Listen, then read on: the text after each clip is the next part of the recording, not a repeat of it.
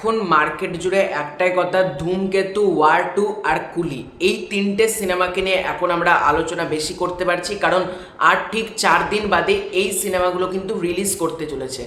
তো একটা ব্যাপার দেখে ভীষণ ভালো লাগলো, মানে আমরা মুখে বলি ইয়াসরাজ ফিল্মের সাথে লড়াই করার জন্য, মানে বাংলা সিনেমা জয় হোক, বাংলা সিনেমা এই হোক, কিন্তু ইয়াসরাজ ফিল্ম বলিউডের নাম্বার 1 প্রোডাকশন হাউস, ঠিক আছে, তাদের সামনে এসে লড়াই করে সেই শোগুলো ছিনিয়ে নেওয়া, মানে এটা মুখের কথা না, যেটা কিন্তু করে দেখালো মেগাস্টার দেব। মানে এই জিনিসটা বাংলাতে বলা যেতে পারে প্রথমবার, কারণ ইয়াসরাজ ফিল্মের সাথে লড়াই করে এই পরিমাণ শো জেনারেট করা কখনোই কিন্তু বাংলার মাটিতে দাঁড়িয়ে সম্ভব না, যেখানে ইয়াসরাজ ফিল্মের মূল ঘাঁটিটাই বাংলাতে। আমি ইয়াসরাজ ফিল্মসের কথায় সরিয়ে দিলাম, স্পাই ইউনিভার্স তোমরা দেখো না, পাঠান ওয়েস্ট বেঙ্গল থেকে মারাত্মক বিজনেস করেছে, ওয়ার যথেষ্ট ভালো বিজনেস করেছে ওয়েস্ট বেঙ্গল থেকে, মানে ট্রিমেন্ডাস ব্যবসা করেছিল ওয়ার 2019 সালে, মানে একটা স্ট্যান্ডালোন ছবি হিসেবে যখন এসেছিল। টাইগার 3 যথেষ্ট ভালো কালেকশন করেছিল, কিন্তু টাইগার জিন্দা হ্যায়, একথা টাইগার, প্রতিটা সিনেমা কিন্তু ওয়েস্ট বেঙ্গল থেকে ভালো কালেকশন করে নিয়ে গেছে। Recently Saiyaara Yashraj film distribute করেছে যে সিনেমা, সেই সিনেমাও কিন্তু ওয়েস্ট বেঙ্গল থেকে ব্যাপক কালেকশন করে নিয়ে গেছে। সুতরাং সে তার সামনে ওয়ার 2 একটা ফ্র্যাঞ্চাইজি ছবি, একটা ইউনিভার্সের ছবি, যে ইউনিভার্সে শাহরুখ সালমান রয়েছে, ওয়ার 2তেও আমরা শুনতে পাচ্ছি শাহরুখ সালমানের ক্যামিও রয়েছে। তারপরেও যখন ধূমকেতু সিনেমা এই লেভেলের শো পাচ্ছে, মানে ভাবতে হবে এটা দেবদার পাওয়ার। আর শুধুমাত্র শো পাচ্ছে বলেই না, রিলিজের 5 দিন আগে, আমি গতকাল রাত্রিবেলাতেই ব্যাপারটা দেখলাম, রাত 11:30 নাগাদ, তখন অত রাত্রিবেলা আমি ভিডিওটা করিনি, তখন যেটা দেখলাম ভাই, রীতিমতো টিকিট বুকিং ট্রেন্ডিংয়ে যাচ্ছে। 24 ঘন্টায় প্রায় 7,000-এর কাছাকাছি টিকিট বিক্রি হয়ে গেছে, মানে 7K টিকিট সোল্ড আউট, মানে বুঝতে পারছো, প্রায় 7,000-এর কাছাকাছি টিকিট বিক্রি।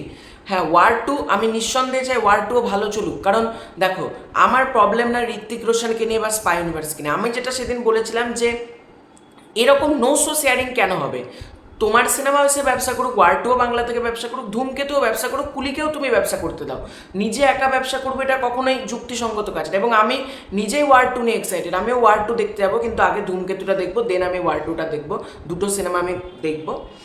তো যেটা বলছিলাম, এই যে ধূমকেতু সিনেমার এত পরিমাণ টিকিট বিক্রি, এখনো পর্যন্ত কিন্তু প্রচুর হলে অ্যাডভান্স বুকিংয়ে ওপেন হয়নি। আমাদের এখানকার কথা বলছি, এখনো পর্যন্ত অ্যাডভান্স বুকিংই খোলেনি।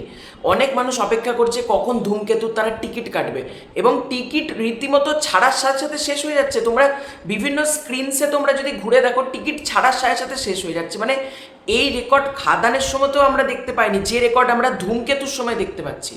আমরা পরবর্তীকালে এই জিনিসটা দেখতে পেতেই পারি, ওয়ার 2 আর ধূমকেতুর ওয়েস্ট বেঙ্গল কালেকশন প্রায় সেম। মানে একটা সময় আমরা দেখতাম বাংলা সিনেমার কালেকশন খুবই কম থাকতো, বাইরের সিনেমা এসে বেশি বেশি করে কালেকশন করে নিয়ে চলে যেত।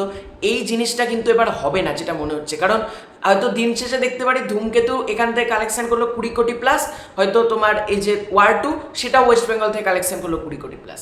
মানে সব দুটো সিনারিও কিন্তু আমরা একই দেখতে পেতে পারি। এবং পরবর্তীকালে এরকমভাবে আস্তে আস্তে আজ থেকে 5 বছর বাদ আমাদের ইন্ডাস্ট্রি যদি গ্রো করতে শুরু করে না, হয়তো ওয়ার 2 কালেকশন, হয়তো ওয়ার 3 যখন এলো সেই ছবিটা হয়তো কালেকশন করছে হয়তো এখান থেকে 15 কোটি, আর দেবদার বা যারই সিনেমা আসুক না কেন সেই সিনেমাটা কালেকশন করে নিয়ে যাচ্ছে এখান থেকে 30 কোটি।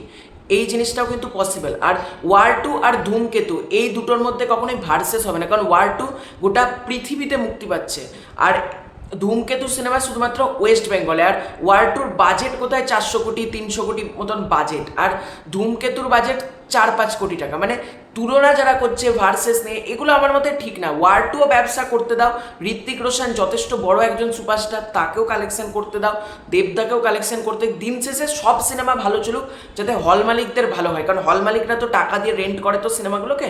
ওয়ার 2ও ভালো চলুক, কুলিও এখান থেকে ভালো ব্যবসা করুক, ধূমকেতুও করুক, যেন 3টে সিনেমায় ব্লকবাস্টার হয়। তবে যেটা বলছিলাম আমি এই ভিডিওতে, এটাই আলোচনা করার ছিল যে ইয়াসরাজ ফিল্মকে রীতিমতো কিন্তু চাপে ফেলে দিয়েছে দেবদা।